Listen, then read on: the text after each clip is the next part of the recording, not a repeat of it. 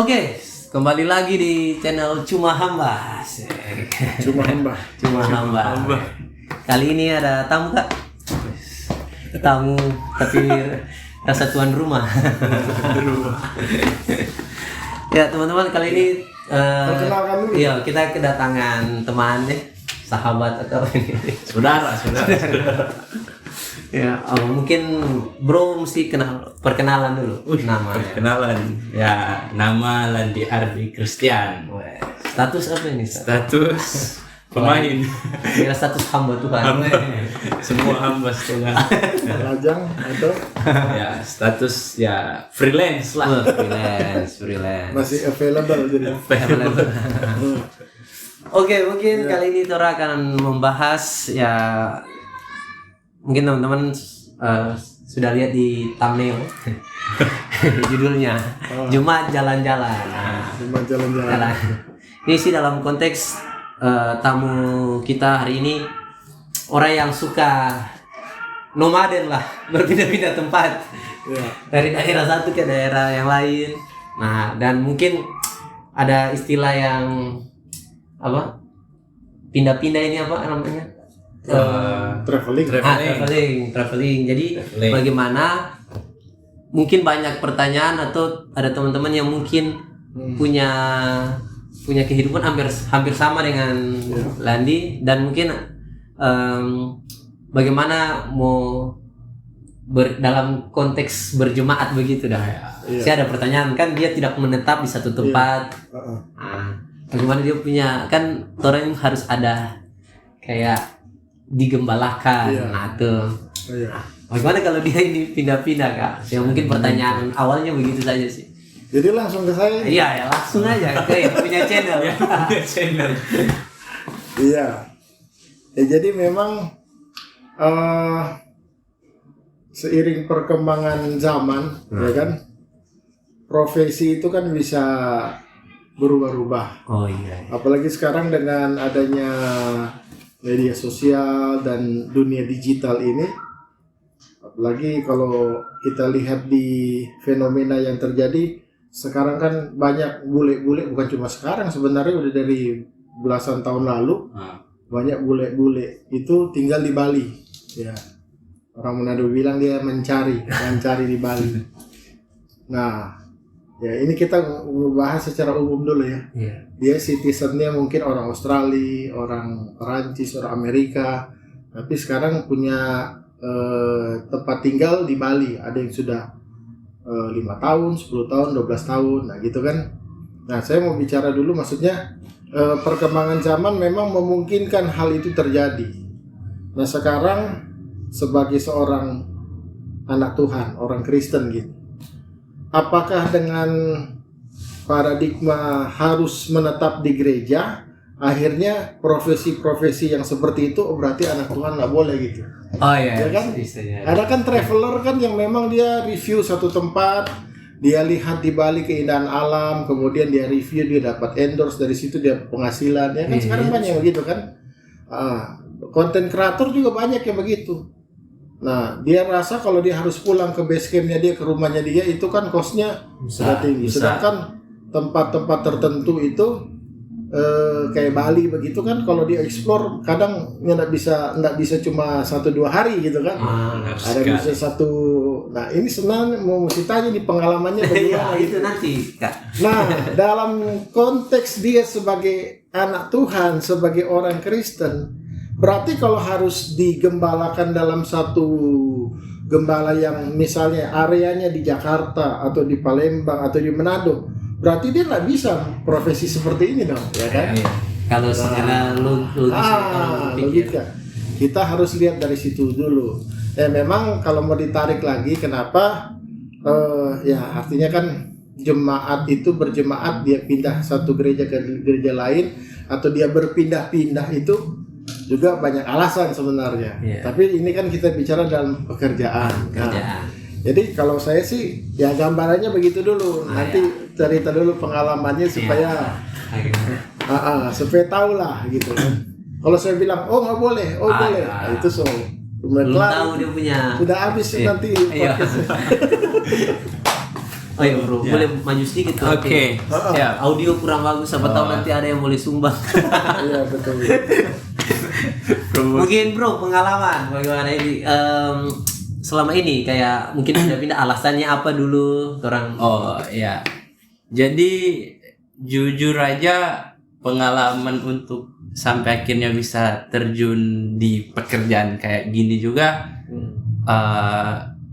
tidak terduga sih, karena kan kalau mau bilang dasar saya itu kalau dari background ya, maksudnya background pendidikan apoteker. Oh iya. Ya, dan pernah kerja di Jakarta.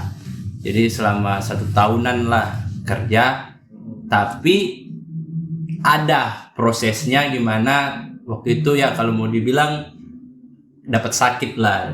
Desember 2015. Iya. Tanggal 25 Desember saya ingat banget itu, sakit, masuk rumah sakit, di rumah sakit saya kerja. Dan itu sampai Januari 1 Januari 2016. Iya. Jadi selama di rumah sakit itu kayak gimana ya, kayak ya ini aku saya jelaskan sampai kenapa aku bisa kerja kayak gini. Jadi dari situ ada kayak dapat ya mau bilang mimpi, penglihatan atau apa ya, insight lah dari Tuhan kan, maksudnya seperti itu. Dan di saat situ ada mimpi kayak apa tujuan kayak ya tujuan hidup. Saya bertanya ke Tuhan, apa tujuanmu dalam hidup saya? Dan ya puji Tuhannya dibukakan Tuhan melalui prosesnya yang membuat saya akhirnya ya singkat ceritanya keluar pekerjaan dan pergi ke Bali. Jadi memang awalnya tuh pergi ke Bali dulu. Di Bali healing. Enggak, bukan healing sih. Waktu itu saya pergi ke Bali, saya bergabung dengan suatu organisasi atau yayasan yang istilahnya untuk pekerjaan kemanusiaan lah. Jadi kebetulan saya juga relawan. Tapi karena organisasi yayasan itu istilahnya banyak orang luar, orang luar negeri lah, bule Amerika kebanyakan. Nah di situ saya kerja harusnya sebagai volunteer seperti itu. Tapi akhirnya saya lebih banyaknya itu jadi penerjemahnya mereka. Jadi penerjemahnya mereka. Dan nah disitulah, jadi kalau mau bilang kenapa saya bisa jalan-jalan atau berjemaat pindah-pindah, karena akhirnya saya kerjanya jadi penerjemah lebih banyaknya. Kebanyakan jadi penerjemah itu. Dan kan penerjemah itu misalnya ya kayak tadi Kak Roland bilang juga kan bahwa kalau di bule di Bali, siapa tahu mereka mau ke pulau mana atau pulau mana, dan mereka butuh penerjemah untuk istilahnya membantu mereka.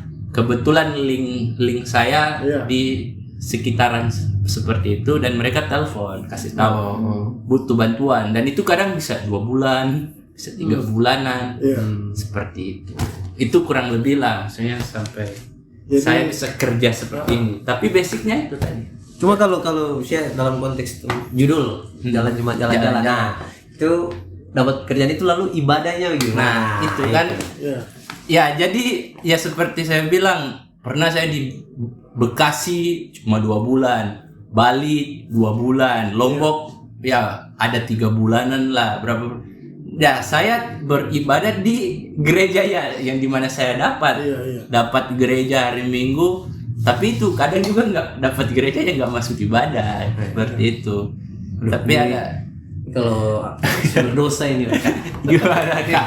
Dari ibadah berdosa. Tapi ya kayak karena basic saya gerejanya Pentakosta, kadang juga kan nggak dapat. Nah itu kalau dapat di suatu daerah terus tidak ada gereja yang sama organisasi, gimana? Apakah boleh? Tapi pernah. Oh banyak kali. Nggak masalah. Yang penting ada niatan untuk beribadah. Tapi saya pernah dapat pertanyaan dari yang bukan Kristen lah. Oh ya. Kita pernah ngobrol di mobil, terus ya dia bilang kayak gini, ya kalau misalnya dia mau masuk di masjid mana saja nggak apa-apa. Iya. Kok kalian itu ya. itu Iya, betul. ada perpecahan, ada banyak seperti Iya, itu. iya. Itu gimana Kak kalau saya? Karena kadang juga kan mungkin ada orang yang karena dia dari gereja ini dia nggak mau pergi ke gereja yang lain. Iya, betul. Itu kan jadi sebenarnya sih pada prinsipnya kalau orang sesuatu itu mau beribadah, ya kan, apalagi dengan kondisi situasi yang seperti tadi yang disebutkan bahwa memang karena tuntutan pekerjaan dan pekerjaan itu juga kan kalau lihat dari kisahnya Bro Landi ini kan bukan sesuatu yang apa namanya jalan hidupnya ini memang melalui sakit penyakit, tapi Tuhan bawa kepada satu pekerjaan yang terkesan dalam tanda kutip kayak kebetulan, tapi justru di situ jadi berkat kan, bisa punya interaksi dengan orang-orang di luar. Ya tentu pasti kan di situ juga kalau ada kesempatan bisa, karena bisa berkomunikasi kan, tentu lewat tutur kata, lewat tingkah laku orang bisa kenal Yesus lewat kehidupan kita kan. Ya. Nah itu sesuatu yang baik. Nah kembali ke tadi ya kan, memang tapi sebelum ke situ saya mau tanya dulu, itu kayaknya jalurnya juga agak lain ya, dari apoteker bisa lari ke Cuma kan itu kan gitu. apa? Murid Yesus juga ada ya. Itu ya itu artinya memang Tuhan yang arahkan Itu. Ya kita kan bukan juga orang-orang yang selalu bilang oh Tuhan bilang, tapi lewat pernyataan itu ada semacam insight. Masa keren sekarang. Teman-teman yang lain di seberang bilang hidayah gitu kan. Nah, itu satu hal yang luar biasa. Artinya dari situ Bro Landi ini menjalani profesinya tentu bukan sembarang karena kemauan diri sendiri, tapi memang betul-betul sepertinya Tuhan memang bawa ke hal-hal seperti itu. Nah, jadi bukan berarti itu jadi excuse. Artinya begini. Kembali ke konteks kita soal jemaat jalan-jalan ke judul kita ya. Nah, apakah itu diperbolehkan? Ya jelas kalau menurut saya tidak masalah dengan kondisi seperti itu. Karena kenapa? Karena dia Bro Landi ini jalan pertama berdasarkan apa yang Tuhan mau, bukan kehendak sendiri. Yang kedua, dia ditempatkan dalam satu situasi di mana harus berinteraksi dengan orang-orang luar dan juga dalam waktu-waktu tertentu, ya kan? Artinya kan tadi 2 bulan di Bali, 2 bulan Jakarta, Bekasi dan seterusnya gitu kan. Nah, ini kan sarana bisa jumpa dengan orang, bisa memberitakan kasih Tuhan, ya kenapa tidak gitu. Tapi kembali tadi apa terakhir? Lupa pertanyaannya. Tadi saya pernah ngobrol sama yang di seberang. Mereka menganggap itu berbeda. Kita itu berbeda karena banyak banyak ini. Ya kalau menurut saya, kalau memang ya kembalikan ke Kristenan itu biasa kita kan karena itu sebenarnya topik sendiri ya. Nanti mau dibahas kenapa berbagai macam aliran gereja gitu kan. Ya, tapi lebih bisa nggak seharusnya? Sebenarnya nggak masalah. Kalaupun memang tidak ada, dalam artian gereja yang satu aliran dengan kita tidak ada sekalipun di satu gereja, bukan berarti kita nggak usah harus beribadah gitu kan. Tapi ya ini juga sih mungkin bagaimana kita bisa menjawab ke teman-teman seberang, karena mungkin mereka berpikiran karena kita beda kita nggak boleh masuk, dan ada orang-orang dari kita yang akhirnya bilang karena saya lembaga organisasi ini saya nggak mau pergi. Itu sebenarnya dalam supaya kita bisa menjawab ya, perihal menjawab itu kalau lihat di Alkitab kita berapologetika. Artinya apa itu? Pertanggungjawaban iman. Pertanggungjawaban iman ketika ditanya, ya jangan cuma diam, menjawab gitu kan. Jawab aja. Mungkin boleh. Encourage buat teman-teman juga kan nanti yang nonton. Itu nanti di tema berikut mungkin ya, kan. tidak ada salahnya gitu kan. Nah, kembali nanti dalam hal itu yang harus diluruskan. Perbedaan kita dengan non Kristen itu adalah umat Kristen di zaman sekarang, zaman perjanjian baru, Ya beda dengan orang Yahudi yang zaman dahulu kan itu mereka bukan agama Yahudi sendiri kan. Ya. Itu ada semacam syariatnya, syaratnya. Tidak boleh begini, kamu harus begini, tidak boleh begini, harus begini. Tapi kita itu sebenarnya hidup kita itu bukan lagi dikontrol oleh benar atau tidak sebenarnya. Tapi bagaimana hidup kita ini ketika sudah diperbaharui di dalam Kristus, ya kan? Coba lihat dulu ayat ya. Ayat-ayat dulu. Sini baru ada channel pakai ayat. Kalau kelamaan di Cuma orang non Kristen orang lebih hafal lebih ayat ya. Karena masih mesti buka. Ini Roma 8 ayat yang pertama. Demikian sekarang tidak ada penghukuman bagi mereka yang ada di dalam Kristus. Roh yang memberi hidup telah memerdekakan kamu dari Kristus, dari hukum dosa dan hukum maut. Jadi artinya kita tidak lagi dikendalikan oleh hukum. Dalam konteks ini dikatakan hukum dosa, ya, hukum maut. Tapi bukan berarti bebas sebebas-bebasnya. Ketika kita keluar sebagai orang Kristen atau kita sudah menjadi orang Kristen, yang kendalikan kita adalah Tuhan. Jadi kepentingan Tuhan di dalamnya. Nah, pengertiannya begini. Jadi kembali kepada hal tadi. Sebenarnya ini bahasanya luas, bukan hanya soal jemaat ataupun pekerjaan atau tidak boleh atau tidak gitu kan. Di dalam Kristus itu bukan soal boleh atau tidaknya lagi, tetapi bagaimana hidup kita ini pertama mempermuliakan Tuhan atau tidak. Kedua, yang kita lakukan ini memberi pembaruan hidup kita atau tidak. Jadi rohani kita semakin meningkat, bertumbuh atau tidak. Yang ketiga, apa yang kita lakukan ini orang lain nilainya seperti apa. Mereka bisa terberkati atau mereka jadi syak sebaliknya. Jadi batu sandungan.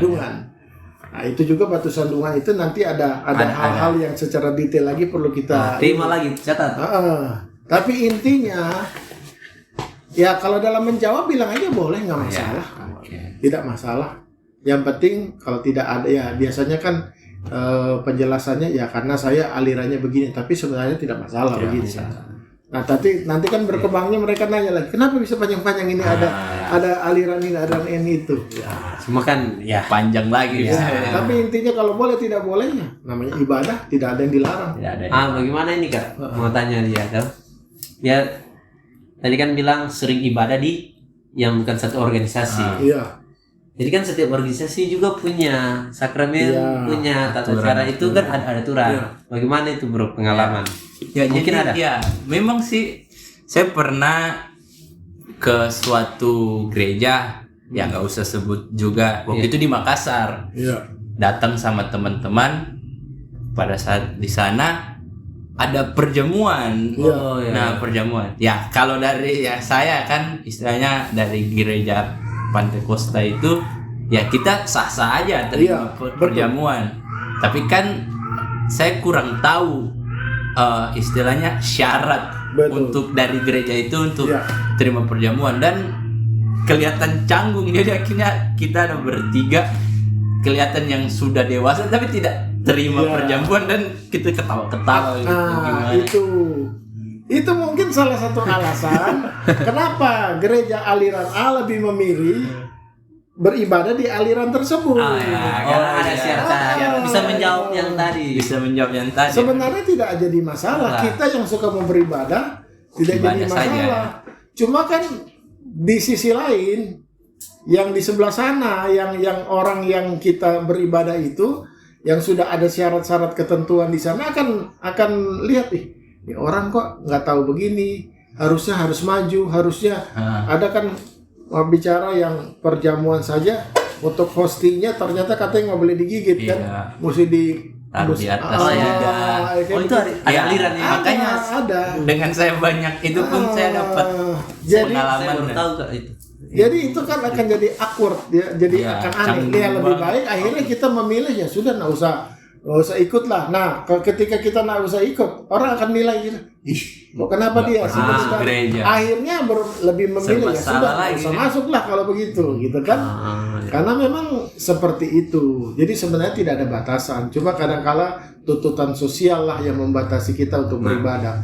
Tapi seandainya ada di satu gereja itu yang satu aliran, ya supaya lebih plong, lebih tidak menjadi sandungan bagi orang lain, ya pilihlah gereja yang terdekat. Kalau sudah tidak ada baru itu. Iya, kalau sudah tidak ada. Tapi ini catatannya jangan lupa, ini jemaat yang pindah-pindah ini, jemaat apa tadi namanya? Jalan-jalan. Jalan-jalan ini bukan karena dia suka jalan-jalan, bukan karena satu gereja dia nggak suka, kemudian dia pindah, dia jalan. Itu jadi pertanyaan berikut. Jemaat jalan-jalan kan tadi. Kalau dia ya karena ada alasan yang jelas. Bagaimana dengan orang yang pindah-pindah gereja itu, Kak? Nah, itu gimana? Mungkin karena masalah. Bukan karena karena profesi kan. Ya. Apalagi ada juga yang alasannya itu kayak diplomatis sekali. Kenapa pindah gereja? Oh, karena saya tidak bertumbuh di gereja itu. Itu gimana, Kak? Nah sekarang begini, dia pindahnya berapa kali?